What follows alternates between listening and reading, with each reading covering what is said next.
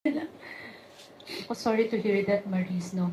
Pero once and for all na lang din, I'm sure kasi after your being open about your situation, maraming magtatanong dahil na kung nag-click yung ano nyo ni Anthony, baka madamay siya at isipin ng mga fans na may kinalaman si Anthony sa breakup. No, Anthony is out of the picture here. It's just mainly me and Rico. Mainly me. I'm the issue. When I sensed that there was this brewing attraction between Anthony and I, nadala ako sa emotions ko. And I knew that was wrong. I came clean right away. I told my ex everything, and I admitted things to him. And then we broke.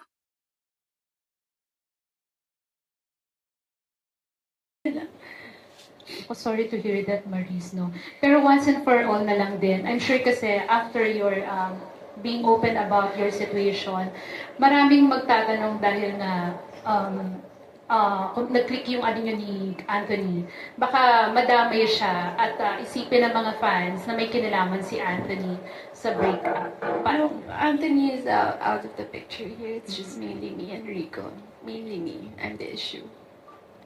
When I sensed that there was this brewing attraction between Anthony and I, nadala ako sa emotions ko. And I knew that was wrong. I came clean right away. I told my ex everything, and I admitted things to him.